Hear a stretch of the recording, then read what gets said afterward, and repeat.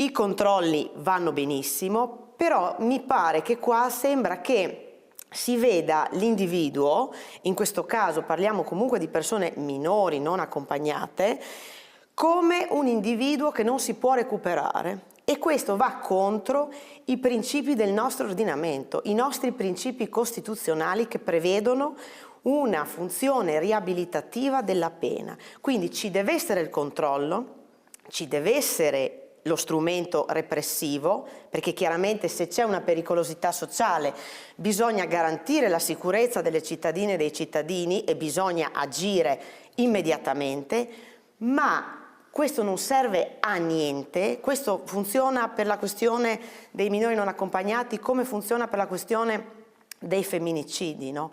Perché dobbiamo cercare di fare un lavoro a monte. Non è che possiamo chiudere gli occhi e parlarci sempre di dire dobbiamo recuperare. Attenzione, questi qua portano scandalo, tra virgolette, parola non esatta, anche agli altri che invece si comportano bene, quindi devi dare anche degli insegnamenti che sono di questo tipo. Ti comporti male una volta?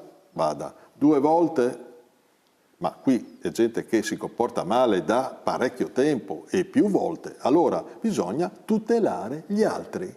Tutelare gli altri. Che è quello Quindi che ho detto, non riempirci infatti la bocca con questi atteggiamenti, dobbiamo inserire ulteriori fondi perché dobbiamo istruire di più, bisogna... Attenzione, qua c'è tutto, noi abbiamo già tutto. Noi abbiamo già tutto, qua si tratta solo di agire e le persone che non si comportano bene devono essere allontanate, non dico la prima volta perché ovviamente tutti possono sbagliare, ma quando le cose si ripetono devono essere allontanate per salvaguardare gli altri, ma soprattutto anche il quartiere dove c'è. Dicevo prima, e attenzione, non sottovalutiamo quello che succede fuori da queste associazioni, da questi luoghi.